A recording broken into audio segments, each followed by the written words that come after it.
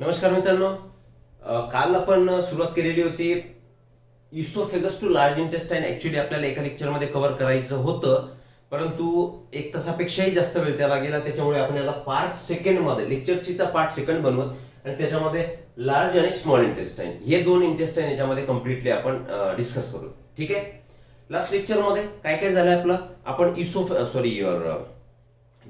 Oesophagus बघितलंय. इसोफेगसच्या सगळे detail information, त्याच्यामध्ये कुठले स्पिंक्टर्स आहेत, एन्झाईम्स किंवा प्रेझेंट आहे की नाही, कुठल्या ग्लँड्स प्रेझेंट असतील तर त्या कुठल्या, नंतर स्टमक मधील वेगवेगळे रिजन्स, त्याच्यामध्ये प्रेझेंट असणारे स्पिंक्टर्स, कुठले कुठले सिक्रेशन्स हे स्टमक मध्ये प्रेझेंट असतात, जसं की गॅस्ट्रिक ज्यूस, त्याला सिक्रेट करणाऱ्या वेगवेगळ्या सेल्स, जसं की आपण सांगितलं म्युकस नेक सेल्स, परायटल और चीफ और झायमोजन सेल्स अँड युअर ऑक्झेंटिक और परायटल सेल्स. ओके, या सगळ्या गोष्टी आपण लास्ट लेक्चर मध्ये कव्हर केल्या आहेत. आता स्मॉल इंटेस्टाइन आणि लार्ज इंटेस्टाइन या दोन पार्ट कडे आपण वळूयात. क्लियर आहे? चलो आगे बढ़ेंगे. स्मॉल इंटेस्टाइन माहिती आहे तुम्हाला कुणापासून स्टार्ट होणार आहे, जेव्हा स्टमकचा एंड पार्ट काय सांगितलं होतं आपण, that was your pyloric stomach. Okay, स्टमकचा end part was pylorus or pyloric stomach. Now this pyloric stomach opens into first part of small intestine. इथे तुम्ही small intestine बघू शकता फिगर मध्ये, राइट, डायग्राम मध्ये. ओके, तर पायलोरिक स्टमक फॉर एक्झाम्पल हा तुमचा इसोफेगस, हे आपलं स्टमक सुरू झालं होतं. दिस वॉज अ स्टमक, आणि स्टमक पासून सी आकाराचा जोही पार्ट बाहेर पडलाय, ठीक आहे, तर याला तुम्ही काय म्हणणार, duodenum. Duodenum is the first part of small intestine. कारण स्मॉल इंटेस्टाइनला तीन पार्ट मध्ये आपण क्लासिफिकेशन मध्ये डिवाइड केलं होतं. त्यातला पहिला पार्ट आहे तुमचा डिओडेनम, हा ब्ल्यू कलर मध्ये तुम्हाला दिसतोय. सेकंड पार्ट वॉज जेजुनम, ठीक आहे, हा समोट ब्ल्यू कलर टाइपच झालाय तो. आणि इलियम, हायली कॉइल्ड पोर्शन, आणि इलियम, हे तीन पार्ट मध्ये आपण स्मॉल इंटेस्टाइनला डिवाइड करणार. तर हे तुमचा स्टमक झाला, तर या पार्टला आपण काय सांगितलं होतं, this part of stomach was your pylorus, आणि हा पायलोरस आता ओपन झालाय तुमच्या डिओडेनम मध्ये. वेल, वरती इसोफेगस होता आणि इथे एक स्पिंक्टर मसल होती.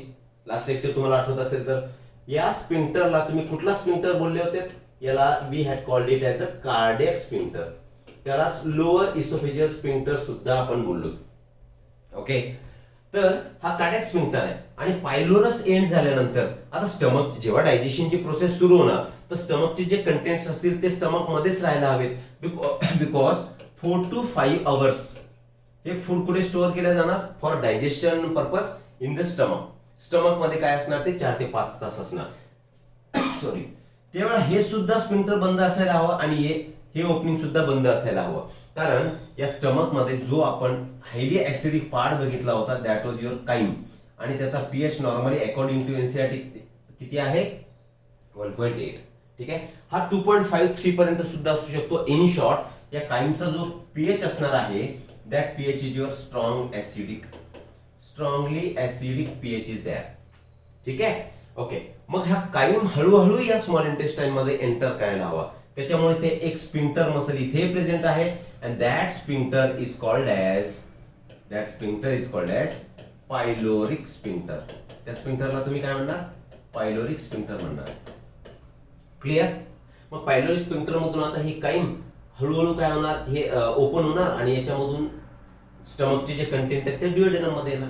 बरोबर आहे? म्हणजे इन शॉर्ट सांगण्याचा मुद्दा झाला, first part of small intestine is duodenum. आता या डिओडेनम मध्ये याची लेंथ किती असणार आहे, ती इट इज जस्ट 25 सेंटीमीटर. ठीक आहे ना, नॉट 25 सेंटीमीटर. शेप सांगायचं होतं मला. It is C shaped structure. Okay, मग या सी शेप स्ट्रक्चर मध्ये कुठलं दुसरं स्ट्रक्चर ओपन होतं आहे का?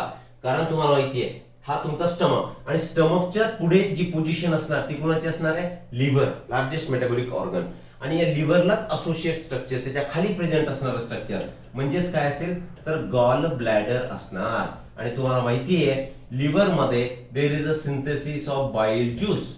बाईल ज्यूस कुठे तयार झालाय, लिव्हर मध्ये तयार झालाय. अँड हा बाईल ज्यूस आता गॉल ब्लॅडर मध्ये जाणार, आणि इथे त्यांचं स्टोरेज आणि कॉन्सन्ट्रेशन वाढणार. राईट. एक जवळपास 15 पट कॉन्सन्ट्रेशन याचं वाढणार गॉल ब्लॅडर मध्ये आणि टेम्पररी ते स्टोअर सुद्धा होणार. क्लिअर. ओके. मग हा बाईल ज्यूस हा ड्युओडेनम मध्ये ओपन होणं गरजेचं आहे, कारण complete digestion of food material takes place in duodenum part of small intestine.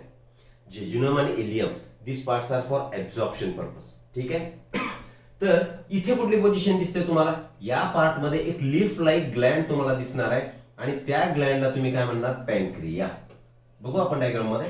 तर त्याला पॅनक्रिया म्हणणार. मग काय होईल? या पॅनक्रियामध्ये काय असणार आहे? पॅनक्रियाटिक ज्यूस, जे की इनएक्टिव्ह फॉर्म मध्ये प्रेझेंट असणारे वेगवेगळे एन्झाईम्स असतील. तर या पॅनक्रियामधला ज्यूस आणि युअर बाईल ज्यूस हे दोन्हीही ड्युओडेनम पार्ट मध्ये येणं गरजेचं आहे. ठीक आहे. म्हणजेच आता याच्या डक्ट्स या ड्युओडेनम मध्ये ओपन होतील. पॅनक्रियाची एक डक्ट येणार आणि लिव्हर आणि गॉल ब्लॅडर यांची एक कॉमन डक्ट येणार. ह्या दोन्ही डक्ट एकमेकाला मिक्स होतील आणि त्या कशामध्ये ओपन होतील? तर ड्युओडेनम मध्ये ओपन होतील. सो दॅट पॅनक्रियाटिक ज्यूस आणि हे बाईल ज्यूस हे दोन्ही सुद्धा ड्युओडेनम मध्ये पोर केल्या जातील, ओतल्या जातील. तर ते ड्युओडेनमच्या पार्ट मध्ये कसे असतात ते आपण इथे बघू. See here. हा तुमचा ड्युओडेनमचा पार्ट दिसतोय तुम्हाला. आता स्टमक इथे आपण शो केला नाहीये. ठीक आहे ना. स्टमक पासून आलाय आणि हे ड्युओडेनम असं ओपन झालंय. ओके. हे सी आकारच तुम्हाला दिसतंय. दिस इज युअर ड्युओडेनम पार्ट. ठीक आहे. आता या ड्युओडेनम मध्ये यू कॅन सी हे वरती तुमचा काय? लिव्हर. आता हे बिलियरी ट्री म्हणजेच काय? इथे आता बाईल ज्यूसचं प्रोडक्शन होणार आहे. बाईल ज्यूस. हा बाईल ज्यूस तयार झालाय आणि ह्या these are the ducts of liver. लिव्हरच्या काय? त्या डक्ट्स आहेत. तर या सगळ्या डक्ट्स येतील, त्याच्यामधून बाईल ज्यूस येणार आणि आता हा इकडे गॉल ब्लॅडर दिसतो तुम्हाला ग्रीन कलर मध्ये. तर ही जी गॉल ब्लॅडर आहे या गॉल ब्लॅडरला ही सुद्धा एक डक्ट दिसते तुम्हाला. ओके. तर ही जी डक्ट आहे तर या डक्टला तुम्ही म्हणायचे सिस्टिक डक्ट. कुठली डक्ट म्हणणार त्याला? Cystic duct. मग सिस्टिक डक्ट ही कुणाला रेग्युलेट करते, कुणाला कंट्रोल करते? तर गॉल ब्लॅडरला. वेल, आता इथे बाईल ज्यूस तयार झालाय आणि हा बाईल ज्यूस येणार आणि कशामध्ये येणार? तो कॉन्सन्ट्रेट आणि स्टोअर कशामध्ये होणार? गॉल ब्लॅडर मध्ये. तर गॉल ब्लॅडरची एक डक्ट आली आहे आणि ह्या लिव्हरच्या डक्ट आल्यात आणि यांनी इथे कॉमन डक्ट तयार केली आहे. ठीक आहे. ही काय झाली? यांची कॉमन डक्ट तयार झाली आहे. ओके. आता ही कॉमन डक्ट झाली आहे तर याला म्हटलं आपण कॉमन हेपॅटिक डक्ट. वेल, आपण परत लिहून घेऊया. कॉमन हेपॅटिक डक्ट किंवा सरळ सरळ आपण म्हणणार त्याला कॉमन बाईल डक्ट. कुणापासून तयार झाली आहे? Common bile duct is formed by hepatic duct म्हणजे लिव्हरची duct, hepatic duct plus your cystic duct. Cystic duct.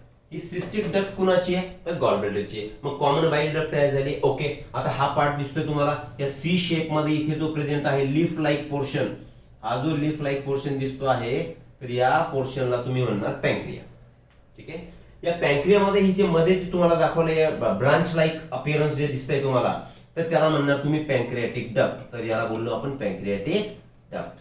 आता पॅनक्रियामध्ये काय प्रेझेंट असणार आहे? पॅनक्रियामध्ये pancreatic juice will be present. आता हा ज्यूस या पॅनक्रियाटिक डक्ट मधून काय येणार? इथपासून कॅरी होणार आणि कॅरी झाल्यानंतर इकडे बघा ही डक्ट कुणाला मिळाली आहे? तर कॉमन बाईल डक्टला इथे ही डक्ट मिळाली आहे. ओके. ही कोणती डक्ट आहे? तुमची पॅनक्रियाटिक डक्ट. पॅनक्रियाटिक डक्ट आणि वरतून कुठली आली आहे? कॉमन बाईल डक्ट म्हणजे जी की लिव्हर आणि गॉल ब्लॅडरची कॉमन डक्ट आहे. तर ती डक्ट दोन्ही एकमेकाला मिळाल्या and now it will open into your duodenum part of intestine. He duodenum मध्ये आता अशी इकडे ओपन झाली आहे. क्लिअर. मग ही जी डक्ट आहे त्या डक्टला तुम्ही काय म्हणणार? हेपॅटो पॅनक्रियाटिक डक्ट. का? कारण लिव्हर पासून आलेली ही हेपॅटिक डक्ट आणि पॅनक्रियाची पॅनक्रियाटिक डक्ट या दोन्ही मिक्स झाल्या आणि याच डक्टला तुम्ही नाव दिलं hepatopancreatic duct. Hepatopancreatic duct. आता ही जी डक्ट तयार झाली जसं आपण बोललो की एक सिस्टिक डक्ट ही गॉल ब्लॅडर मध्ये प्रेझेंट आहे. आता वेल जे स्पिंक्टर्स प्रेझेंट असतात. ओके. तर स्पिंक्टरचं काम काय? रेग्युलेशन असणार आहे. तर कुठला तरी एक स्पिंक्टर प्रेझेंट असणार जे की या हिपॅटो पॅनक्रियाटिक डक्टचे जे सिक्रेशन्स असतील त्यांचं pouring it will be control in duodenum. Duodenum मध्ये हे जे काय पॅनक्रिया आणि लिव्हर आणि गॉल ब्लॅडरचे जे सिक्रेशन ड्युओडेनम मध्ये जाणार आहे तर ते एका रेग्युलेटेड मॅनर मध्ये असावे. त्यांचं एक त्याच्यावरती कंट्रोल असावं. म्हणून इथेच तुम्हाला at the opening of hepatopancreatic duct there is some sphincter and that sphincter is called as sphincter of OD. काय म्हणणार त्याला? स्फिंक्टर ऑफ ओडी कुठे प्रेझेंट आहे? It is present at the opening of hepatopancreatic duct. Clear? आता या ओपनिंगलाच at the opening of this, इथे लिहू आपण, ऍट द ओपनिंग ऑफ कुणाच्या? Hepatopancreatic duct there is a presence of some swelling. एक असा सुजलेला असा पार्ट दिसतोय तुम्हाला, स्वेलिंग, आणि त्या स्वेलिंगला तुम्ही म्हणणार ampulla of waiter. Ampulla of waiter, और त्याला दुसरं नाव देऊ शकतो आपण हेपॅटोपॅन्क्रियाटिक एम्पुला. क्लिअर आहे? मग कुठे प्रेझेंट आहे ampulla? At the opening of hepatopancreatic duct. कुठलं स्फिंक्टर प्रेझेंट आहे? तर sphincter of OD is present at the hepatopancreatic duct. मग हे इन शॉर्ट सांगण्याचा मुद्दा, हे जे सिक्रिशन्स आपण सांगितले की बाईल ज्यूस आणि पॅन्क्रियाटिक ज्यूस, हे सगळे कशामध्ये येणार? तर तुमच्या या ड्युओडेनम पार्ट मध्ये इथे असे सिक्रेट केले जाणार.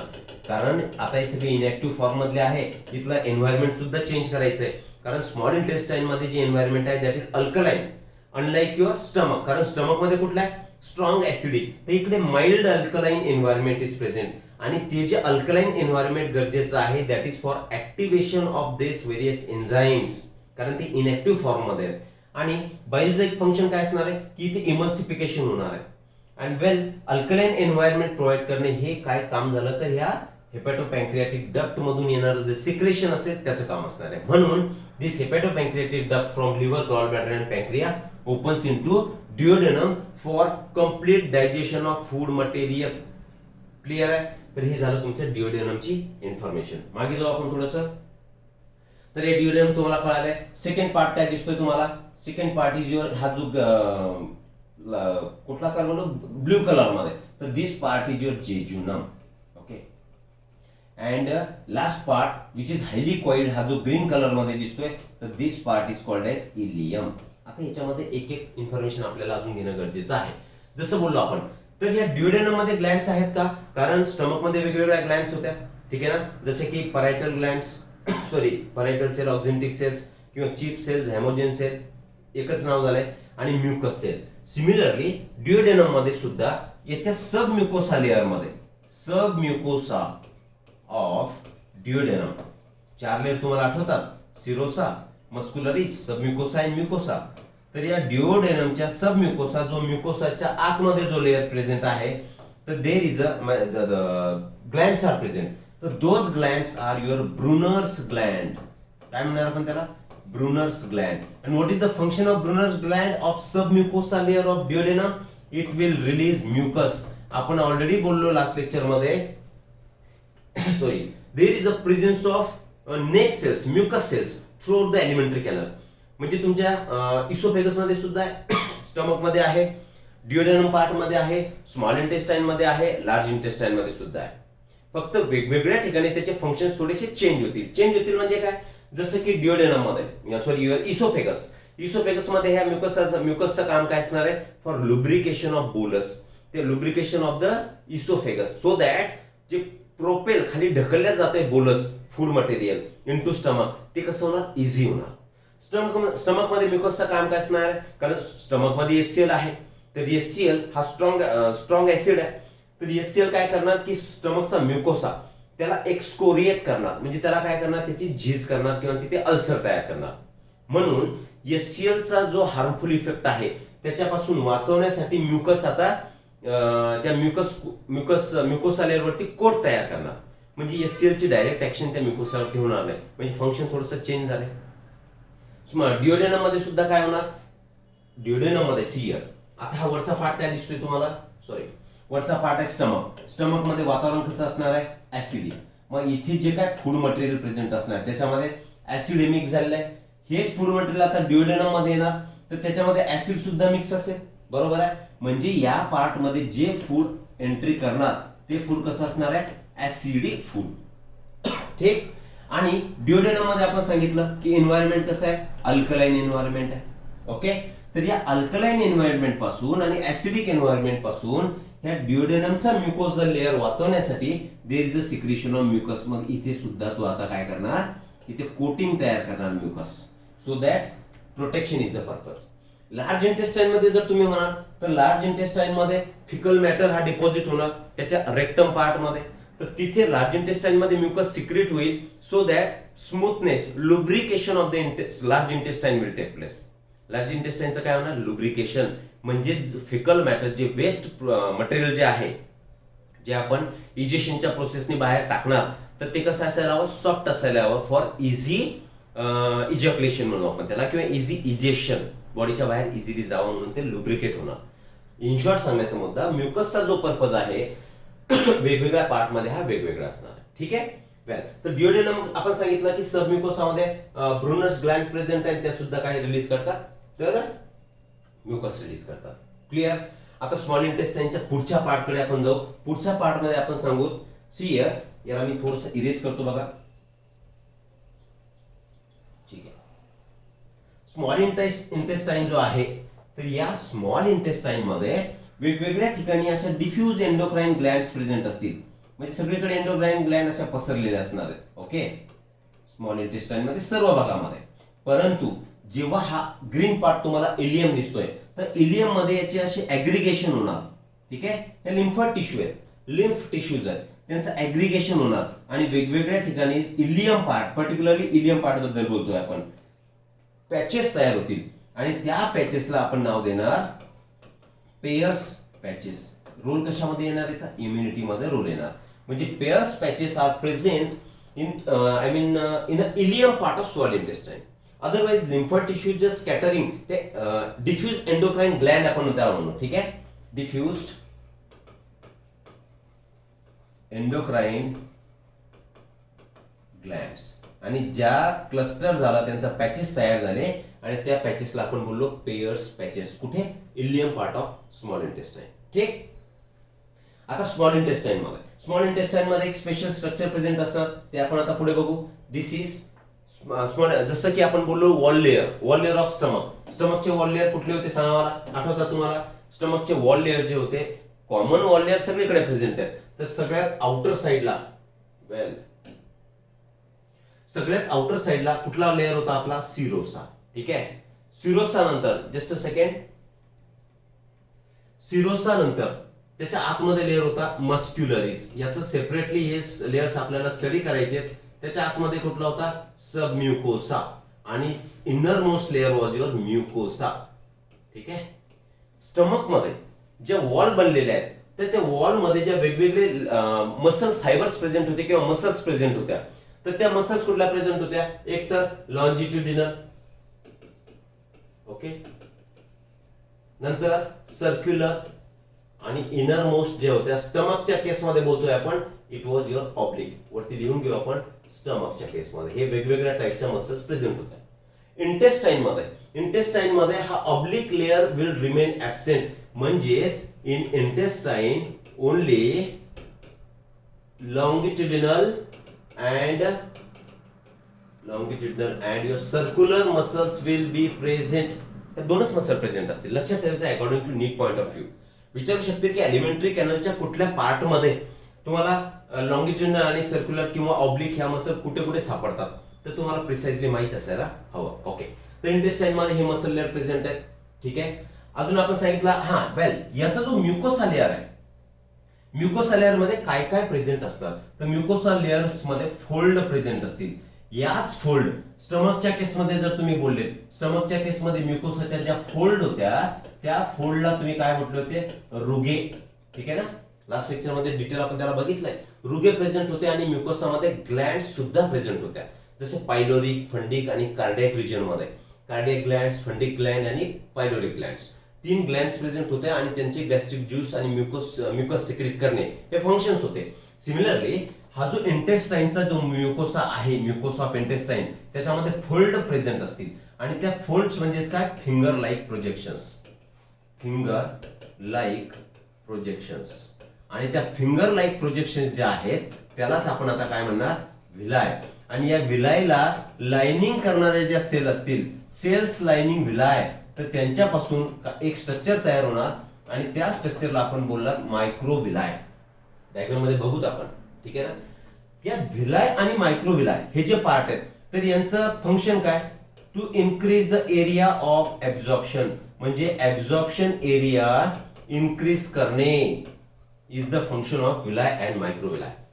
कारण स्मॉल इंटेस्टाइन मध्ये duodenum मध्ये कम्प्लीट डायजेशन झालंय आणि जेव्हा फूड पुढे पास होणार तर पूर्ण कम्प्लीट ऍब्झॉर्प्शन होणं हे गरजेचं आहे, म्हणून एरिया मोठा असायला हवा.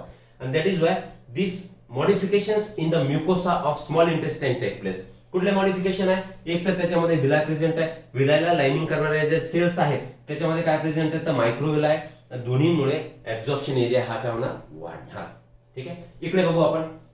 सी हियर, इथे जे तुम्हाला हे ग्रीन कलर मध्ये लाईन केलेले अशा सेल्स दिसत आहेत ह्या, तर हे कम्प्लीट जे स्ट्रक्चर इथे दिसत आहे तर दिस इज नथिंग बट युअर विलाय. याला काय म्हटलं तुम्ही?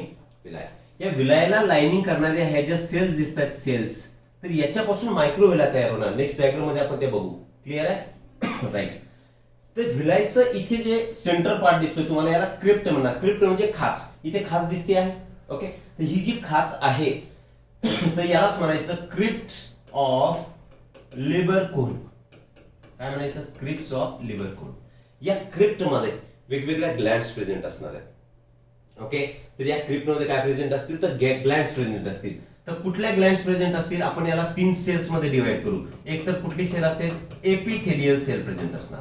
Epithelial cell. सेकंड नंबरला काय असणार? क्रिप्ट ऑफ लिबरकोन मध्ये म्हणजे ह्या खाचेमध्ये काय प्रेझेंट असणार तर Paneth cell will be present. Paneth cell यांचे फंक्शन वेगवेगळे असतील. आणि thirdly argentaffin cells. Argentaffin cells कुठे प्रेझेंट आहेत? लक्ष ठेवायचंय. ह्या क्रिप्ट ज्या प्रेझेंट आहेत स्मॉल इंटेस्टाइन मध्ये. क्रिप्ट कोणी तयार केल्या तर विलाय पार्टने या क्रिप्ट तयार केल्या. आणि याच्यामध्ये 3 टाईपचे सेल आहेत. याच्यापैकी एपिथेलियल सेल जी असेल तर हिचं फंक्शन काय तर इट विल सिक्रेट म्युकस.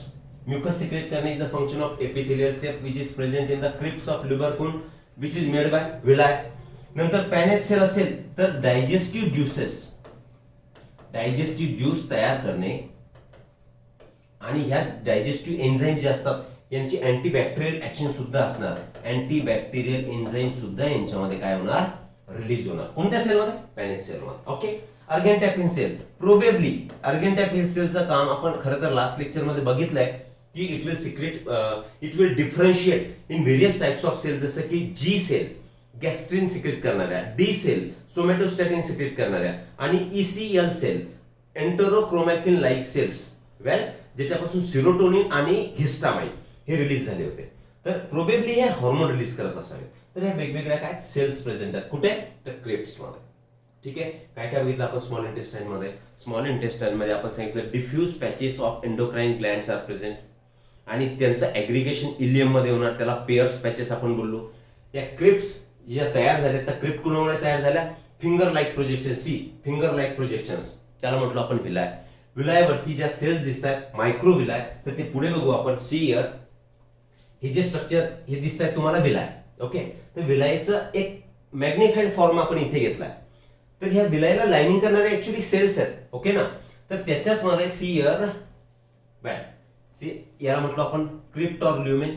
ठीक आहे, आता हे प्रोजेक्ट केलं, अजून याला मोठं केलं आपण. तर इथे तुम्हाला दिसतात लास्ट लेक्चर मध्ये जेव्हा आपण वेगवेगळ्या गॅस्ट्रिक ग्लँड्स बघितल्या ते स्ट्रक्चर बघितलं होतं. त्याच्यामध्ये डी सेल, जी सेल, या गॉबलेट सेल्सचं काम काय असतंय तर goblet cells will release mucus. इथे गॉबलेट सेल दिसत आहेत, ह्या ऍब्झॉर्प्टिव्ह सेल्स आहेत.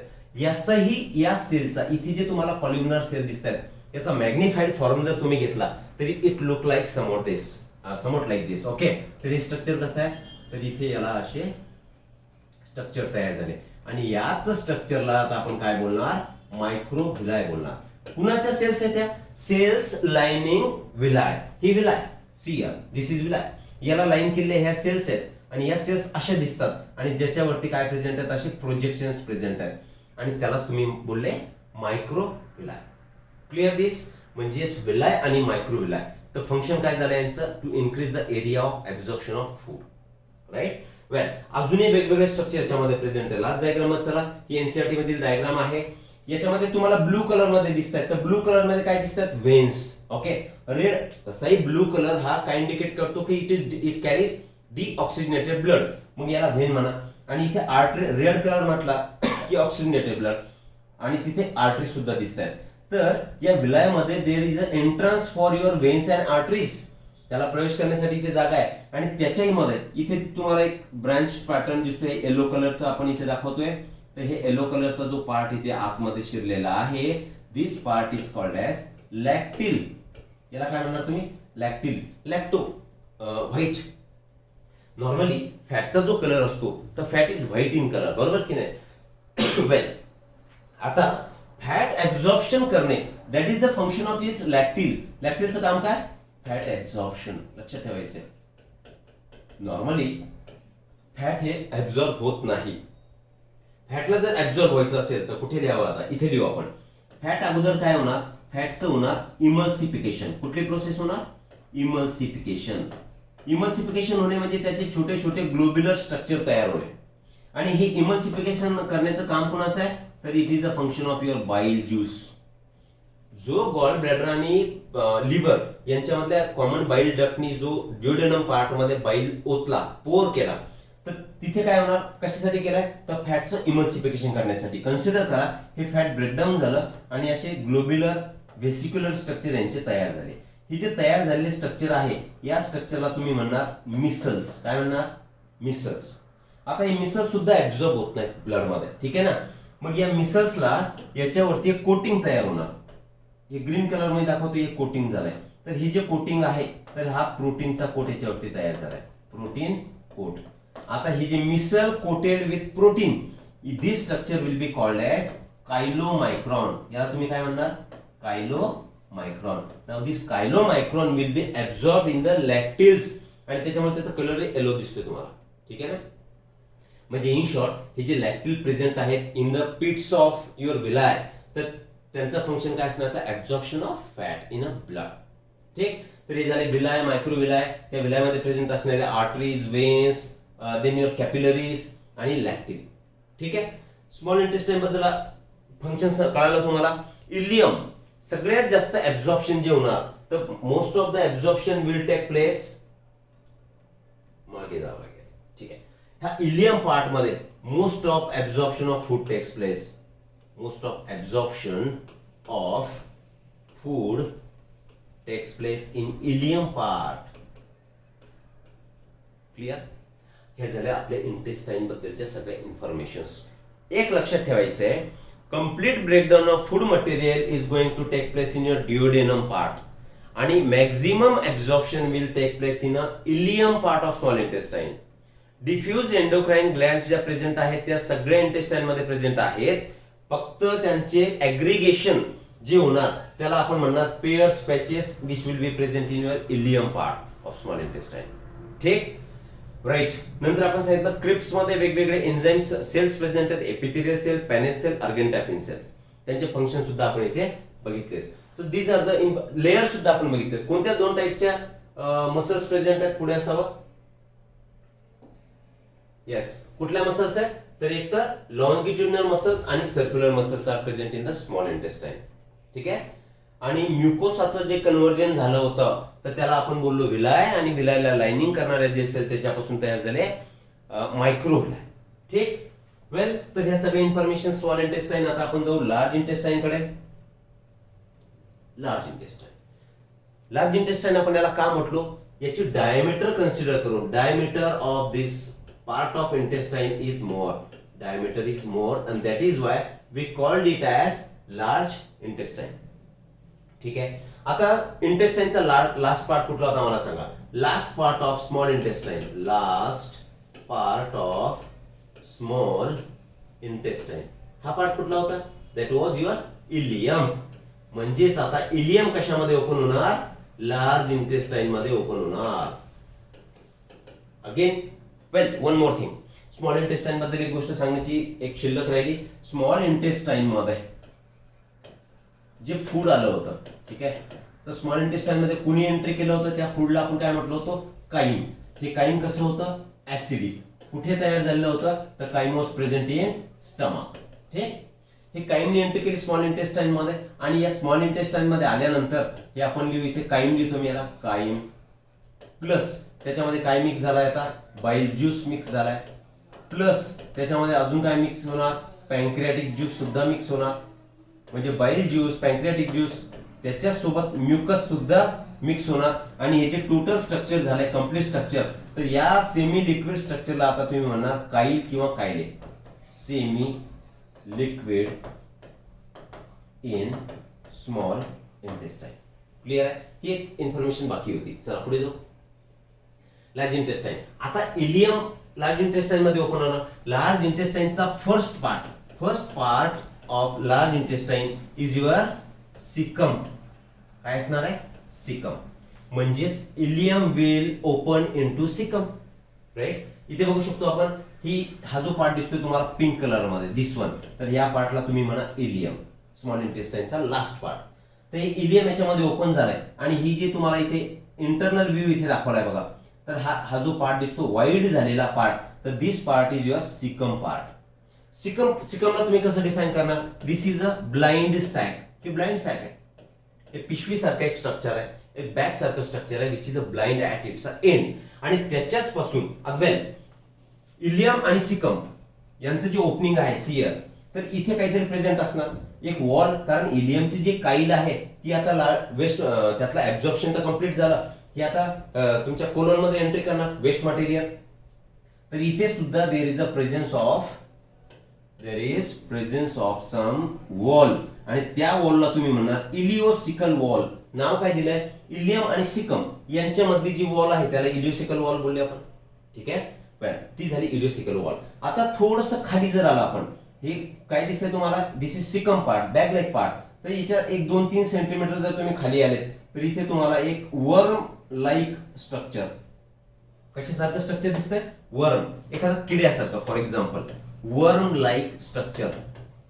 आणि ते worm like structure that is extending from the caecum part is called as appendix. याला तुम्ही काय म्हणायचे? अपेंडिक्स म्हणायचं. And this appendix part is vestigial. Vestigial म्हणजे काय? It is existing in the body. हा बॉडी मध्ये प्रेझेंट आहे, पण त्याचा इट इज फंक्शनलेस. वेस्टिजियलचा अर्थ होतो फंक्शनलेस ऑर्गन. फंक्शनलेस, याचं कुठलं फंक्शन नाहीये. हा, पण हे हर्बिओर्स मध्ये इट इज फंक्शनल. इन हर्बिओर्स, इथे लिहू आपण, इन हर्बिओर्स म्हणजे जे काय प्लांट्स खातात, हर्बिओर्स मध्ये हे अपेंडिक्स जे आहे, this appendix in case of herbivores it is a functional. आणि या अपेंडिक्सचाच पर्पज या हर्बिओर्स मध्ये काय असणार? तर डायजेशन ऑफ सेल्युलोज, म्हणजे cellulose digestion is the purpose. Clear आहे? राईट. मग आपल्यामध्ये हा का झाला? वेस्टिजियल का झाला? हाही प्रश्न आहे. बॉडीमध्ये प्रेझेंट आहे, इट मीन्स अगोदरच्या लाखो वर्षापूर्वी आपल्या बॉडीमध्ये याचं काहीतरी फंक्शन असलं पाहिजे. काय फंक्शन असणार आहे? Cellulose digestion. का? त्यावेळी मानव हा काय करत असणार आहे? हे रॉ फूड खात असणार आहे. म्हणजे काय? आता सध्या जे आपण फूड खातोय ते कसं खातोय? शिजवून खातो, म्हणजे त्याला आपण बॉईल करतो, उकडतो. म्हणजेच या फूड मटेरियल मध्ये जे काय एन्झाइम्स इनएक्टिव्ह स्टेट मध्ये प्रेझेंट असतात, त्याला हिट दिल्यानंतर, आपल्याला तर माहिती आहे एन्झाइमची ऍक्टिव्हिटी जर वाढवायची असेल तर त्याला हिट द्या एका पर्टिक्युलर लेवल पर्यंत. तर जसं आपण त्याला बॉईल करतो तर ते एन्झाइम्स काय होणार? त्याच्यामधले ऍक्टिव्ह होणार, म्हणजेच आपल्याला डायजेशन करण्यासाठी ते हेल्प करणार.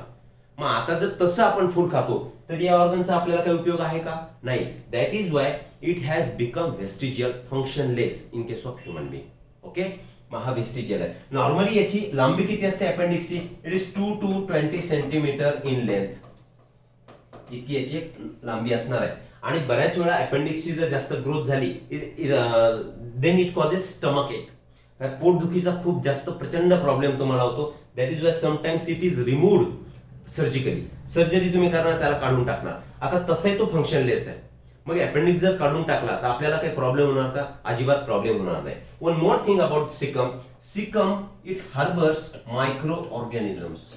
इट हार्बर्स मायक्रो ऑर्गॅनिझम्स म्हणजे काय? याच्यामध्ये मायक्रो ऑर्गॅनिझम्स प्रेझेंट असतात विच आर सिम्बायोटिक. कुठले मायक्रो ऑर्गॅनिझम असणार आहे ते? तर symbiotic. Okay, symbiotic micro organisms are present in the caecum. हा झाला तुमचा first part of large intestine. Next आता बाकीचा जो पार्ट दिसतोय तुम्हाला असा वरती चाललाय, ट्रान्सव्हर्सली, डिसेंडिंगली, आणि एक सिग्मॉइड टाइप शेप तयार झालाय.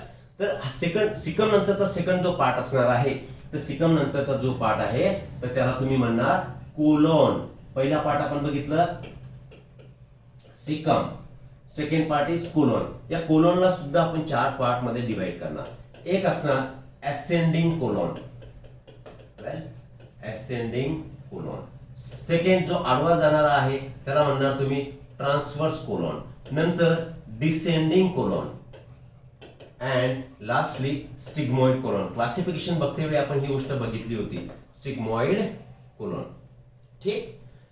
तर याच्यापैकी जो असेंडिंग कोलॉन आहे इट इज शॉर्टेस्ट, हा सगळ्यात लहान असणार आहे and it is without mesentery. Without mesentery. आता मिसेंटरी म्हणजे काय? हे एक लेअर असणार आहे. ठीक आहे. हा टिश्यूचा लेअर आहे जो की ऍब्डोमिनल कॅव्हिटीला अटॅच करतो. कारण हे तुमचं ऍब्डोमिनल कॅव्हिटी आहे, हे सगळी पोकळी आहे. ते या पोकळीमध्ये हे इंटेस्टाईन ठेवले आहेत तर ते कुठे पसरायला नको, मग ऍब्डोमिनल ते चिपकून राहणार. Well for example this is your abdomen आणि याच्यामध्ये आता मी लार्ज इंटेस्टाईन काढतोय फक्त.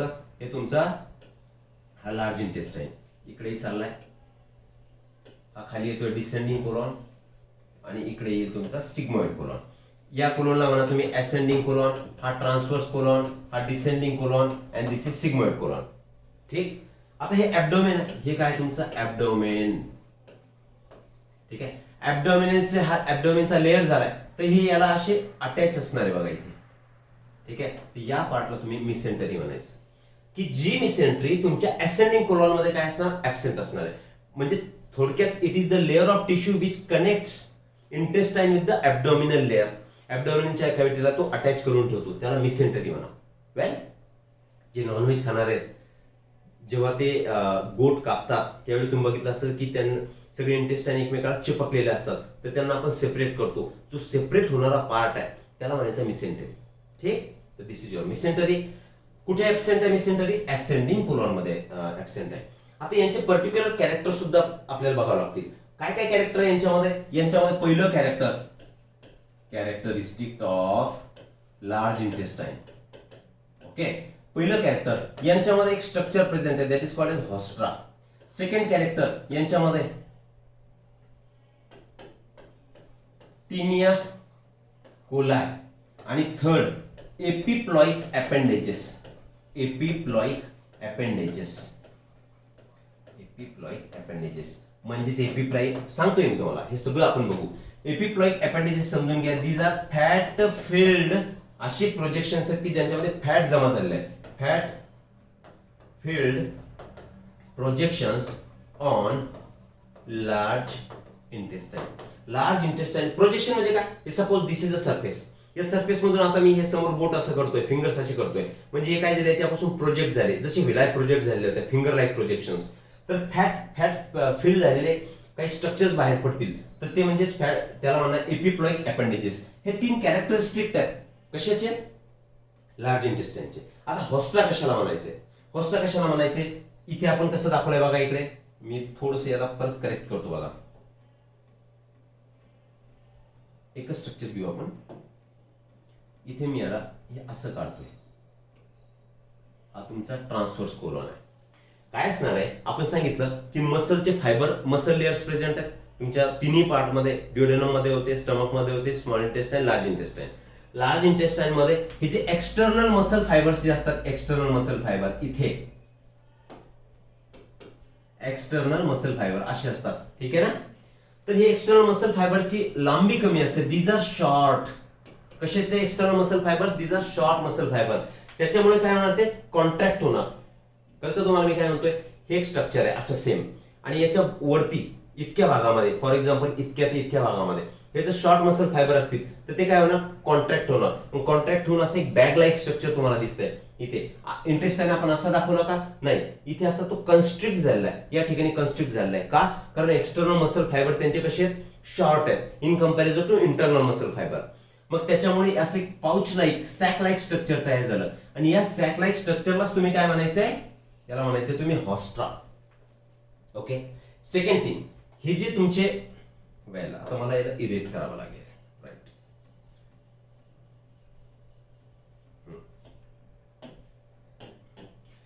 इकडे आपण काढून घेऊ.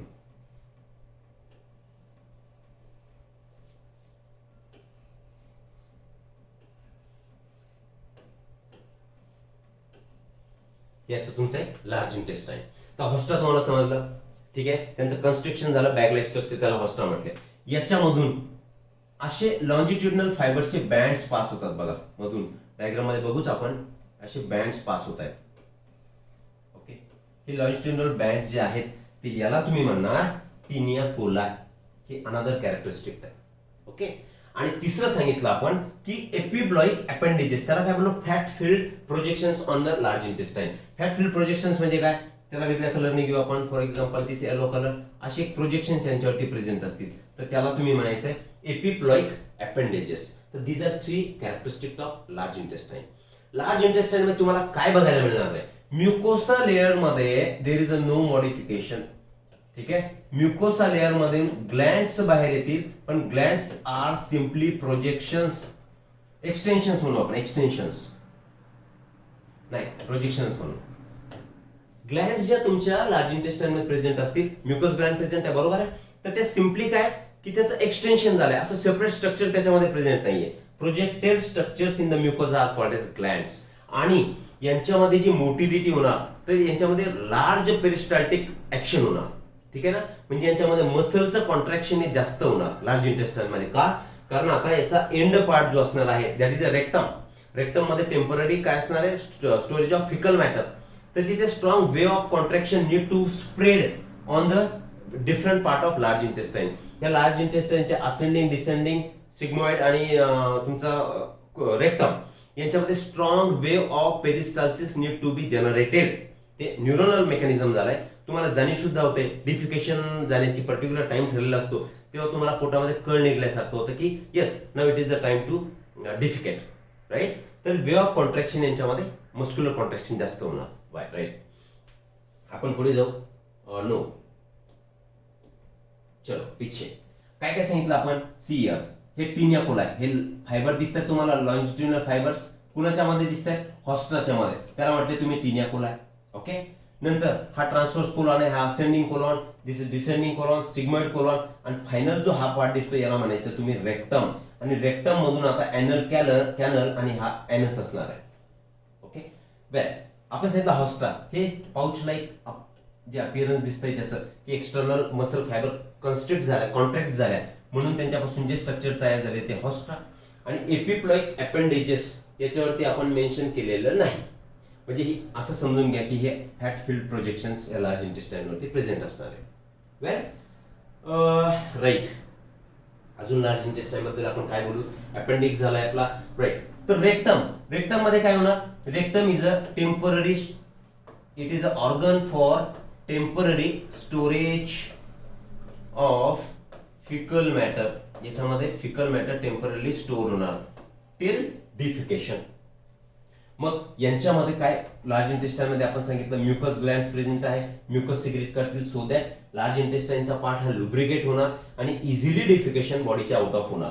तर हा एनल कॅनल आणि दिस is your anus, this is that is the last part of your alimentary canal. So this is how we have explained small intestine, large intestine, त्याचे वेगवेगळे पार्ट्स, त्याच्यामध्ये कुठल्या सेल्स प्रेझेंट आहेत.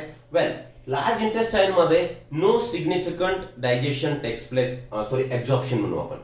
कारण ऍब्झॉर्प्शन आपण सांगितलं food material न्यूट्रिएंटचं absorption हे कुठे झालंय, स्मॉल इंटेस्टाइनच्या इलियम पार्ट पर्यंत. लार्ज इंटेस्टाइन मध्ये there is a no significant absorption of food, no significant absorption part मध्ये आपण ते बघूच of food takes place in large intestine.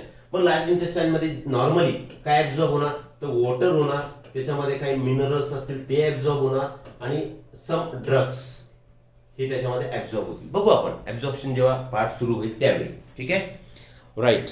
तर स्मॉल इंटेस्टाइन, लार्ज इंटेस्टाइन या सगळ्या गोष्टी तुमच्या क्लिअर झालेल्या असाव्यात. Expect so, hope so, and I will take a pause now. Right. Thank you very much.